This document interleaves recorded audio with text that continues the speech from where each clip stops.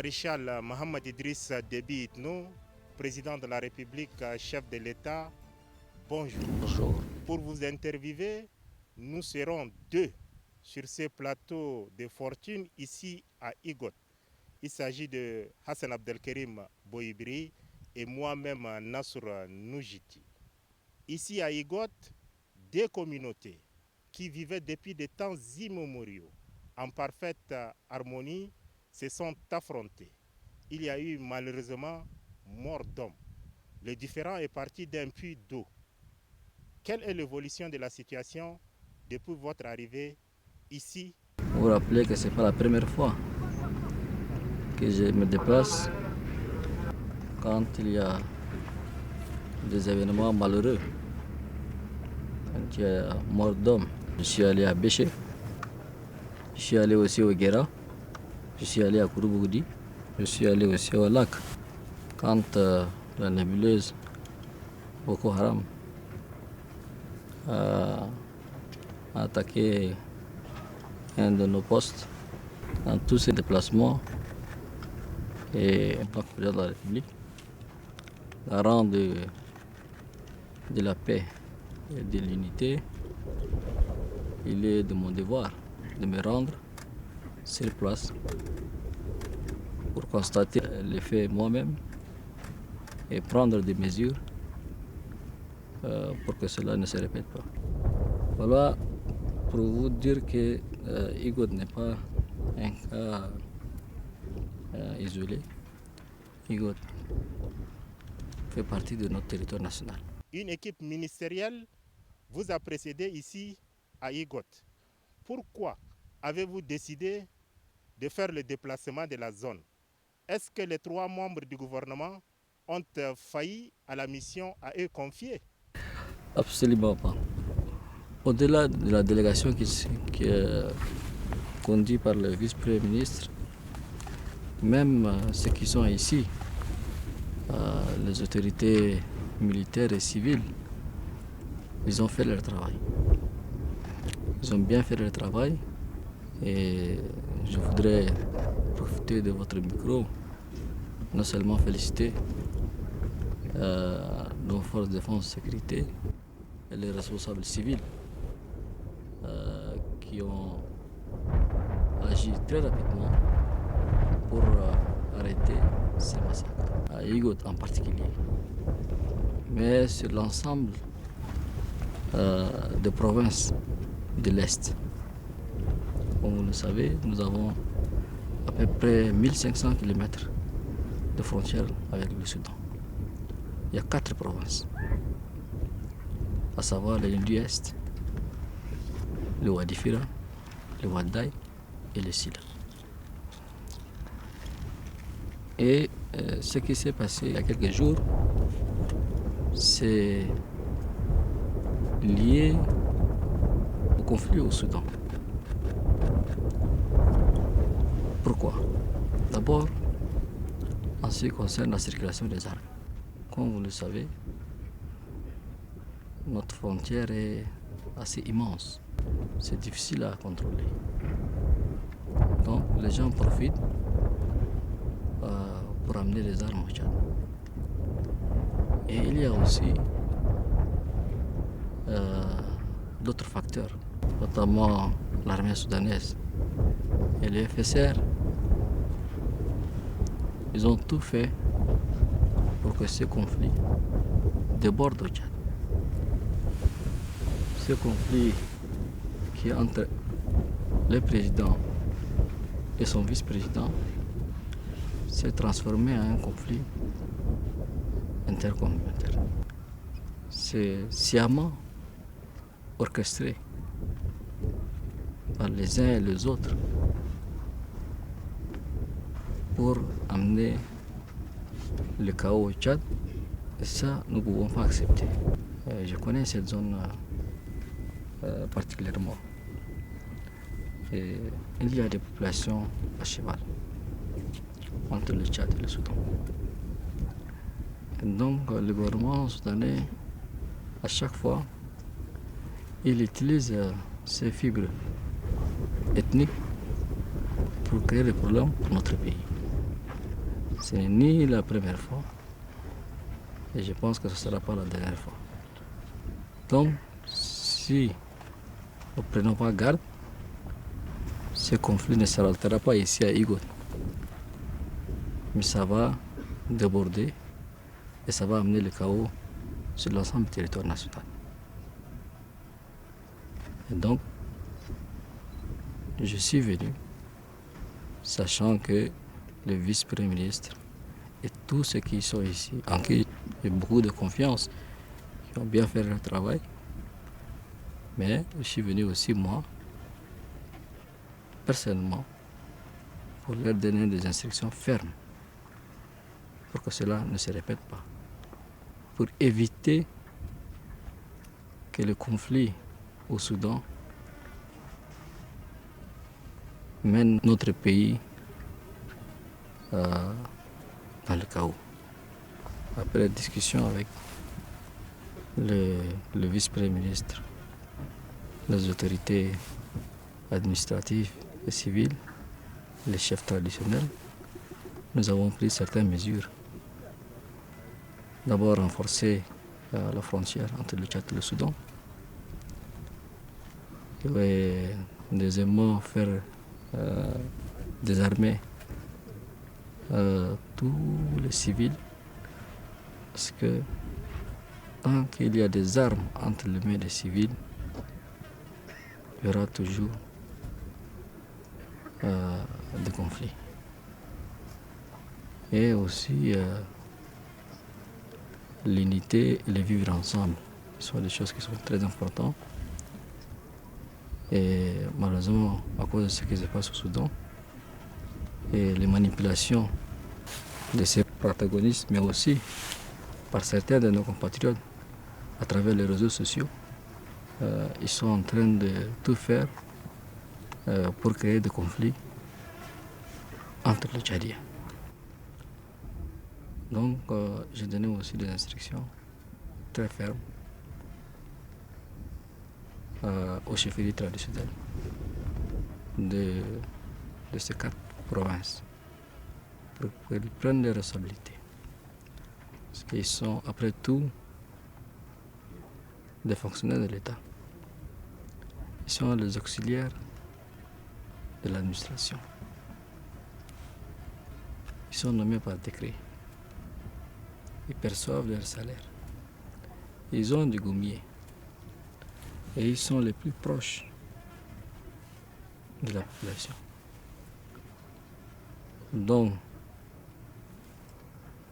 au-delà de leur mission de gardien de nos us et coutumes, il est de leur devoir d'assumer pleinement quand il y a des problèmes dans leur circonscription, par des préventions et par des sensibilisations. Et cela est valable sur l'ensemble du territoire national. Chacun doit prendre ses responsabilités. Ou ils assument leurs responsabilités, ou ils se retirent. Le message est clair, où les chefs traditionnels assument leurs responsabilités, ou ils se retirent. Ou on va les retirer. Avez-vous un message particulier à adresser à nos compatriotes qui vivent le long des frontières communes? J'ai fait ici allusion à la frontière Tchad-Soudan, Tchad-Libye, Tchad-RCA, Tchad-Cameroun, Niger et Nigeria. Le message que je voudrais adresser à mes compatriotes, nous sommes d'abord une nation. Cette terre nous appartient, à nous tous. Le Tchad. Nous sommes avant tout des Tchadiens. Quand il y a des conflits dans nos pays voisins, nous ne devons pas nous impliquer. Pourquoi quand nous on a des problèmes ici, les autres communautés qui vivent de l'autre côté ne se sont jamais impliquées? Il faut que chacun se pose cette question. C'est une question de patriotisme. L'amour de notre pays ne doit pas être un slogan, ni des discours vides, ni des paroles vides. Ça doit venir de l'intérieur. Donc je voudrais appeler à mes compatriotes qu'ils prennent garde, qu'ils ne soient pas manipulés de l'extérieur. Quand je dis de l'extérieur, des pays qui sont en conflit, mais aussi de l'intérieur par nos propres compatriotes qui sont dans d'autres pays, qui vivent bien, leurs enfants sont inscrits dans des écoles et ils ne rapportent rien à notre pays. Le seul rapport qu'ils font à notre pays, c'est des messages sur les réseaux sociaux à caractère haineux. Et ce qui crée, malheureusement, des conflits. Et ces conflits engendrent des victimes innocentes. Si nous voulons bâtir un Tchad uni dans la paix et le développement, on doit changer ce genre de comportement. On ne peut pas développer un pays sans l'unité et la paix. Assez de mes compatriotes qui sont à l'extérieur ou à l'intérieur, qui sont manipulés par des officiers étrangers à cause de quelques dollars. Je voudrais leur dire qu'ils ont trahi leur pays. Ils font fausse route. Et tôt ou tard, ce qu'ils ont fait, ils vont répondre de leurs actes. Marshal, j'aimerais revenir sur quelques aspects par rapport aux éléments de réponse que vous avez donnés, notamment la commission mixte de désarmement. Il y avait par le passé aussi une commission. Quelle est la différence cette fois-ci? Avec l'assassinat de Kadhafi et la guerre civile en Libye, nous avons eu des répercussions, notamment sur le point sécuritaire, où beaucoup d'armes ont transité, non seulement au Tchad, mais sur l'ensemble du Sahel.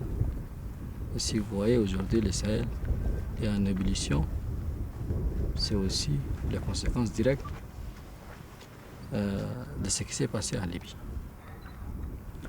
Donc, dès les premières heures de la transition, nous avons créé la commission de désarmement. Je crois qu'ils ont fait à peu près 2 ans ou 3 ans où nous avons récupéré plus de 15 à 16 000 armes.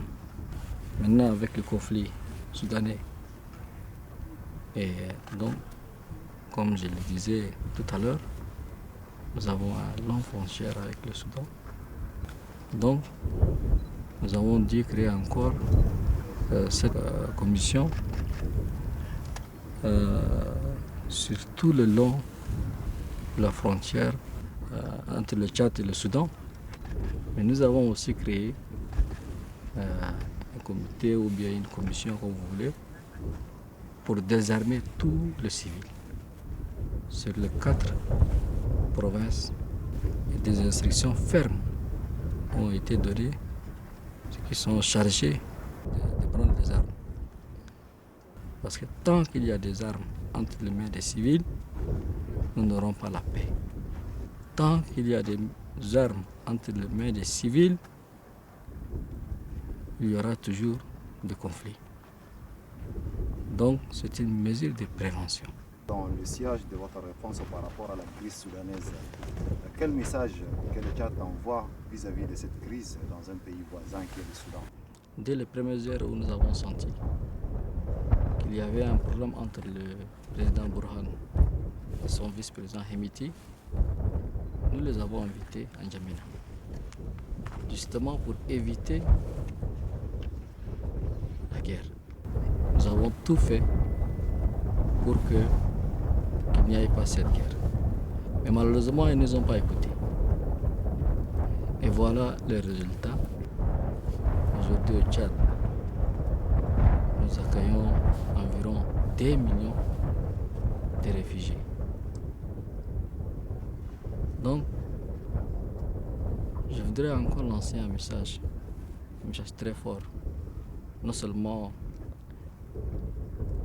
aux deux protagonistes, mais aussi aux institutions internationales, notamment les Nations Unies et l'Union africaine. Il faut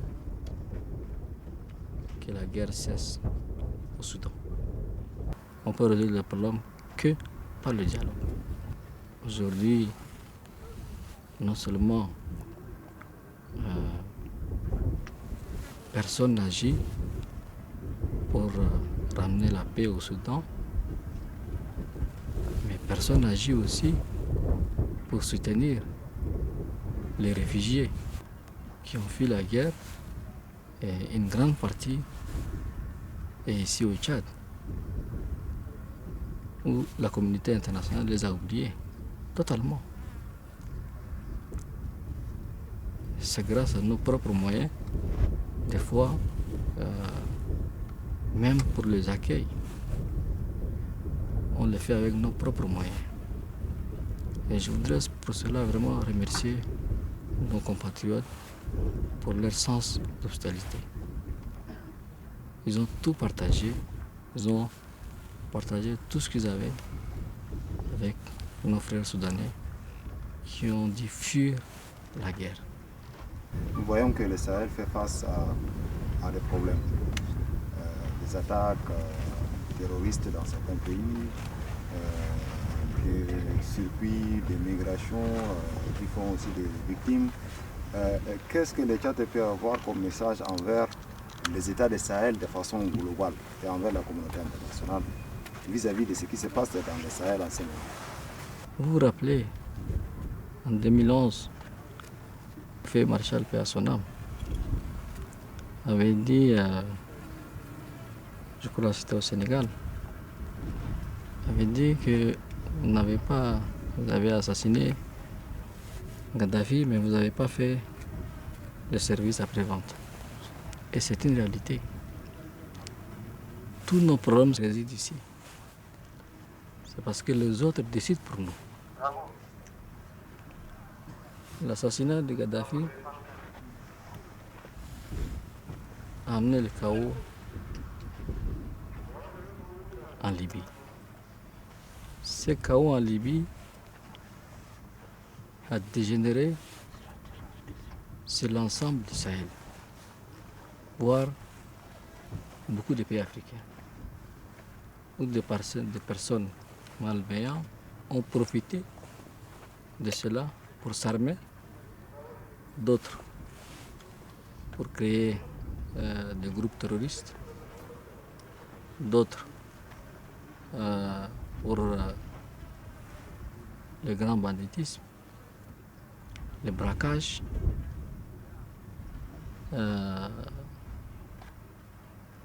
et puis des cartels organisés pour l'immigration illégale, qui a aussi eu des conséquences sur la vie de beaucoup de nos frères et sœurs africains qui ont perdu leur vie dans la mer Méditerranée.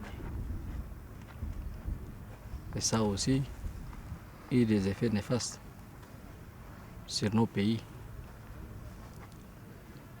Et c'est la même chose au Soudan.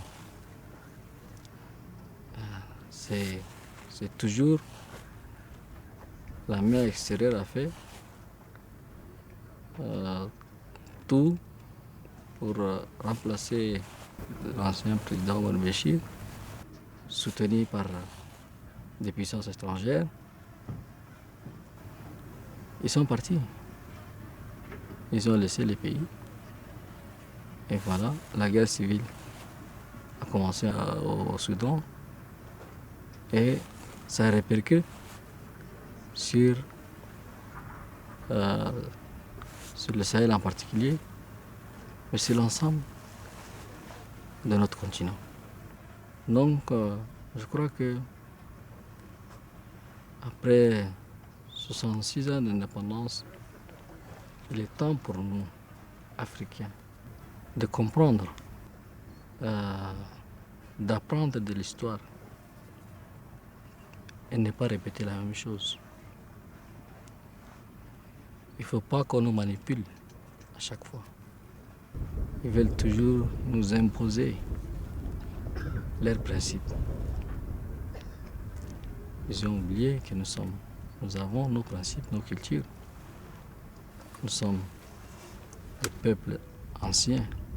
Nous avons eu des empires, des royaumes, des sultanats, des chefferies.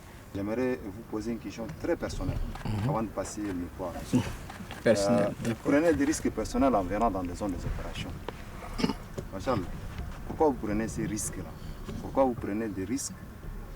Vous mettez votre personne à risque, vous venez dans des zones de conflit, alors que le président il reste dans leur palais, dans d'autres pays. Pourquoi vous faites ça? Un chef, c'est celui qui est toujours sur le terrain.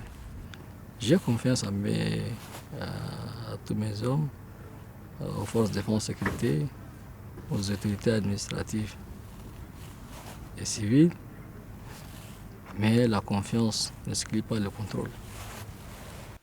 Maréchal Mohamed Idriss Déby Itno, président de la République, chef de l'État, merci d'avoir consacré un temps de votre agenda pour répondre à nos questions ici à Igot, dans le département de Dartama. Merci. Je voudrais vraiment vous remercier pour l'opportunité, pour rendre compte à mes compatriotes ce que nous sommes en train de faire ici. Je crois et je foi avec les mesures qu'on a prises, les choses vont s'améliorer si Dieu le veut, Inch'Allah.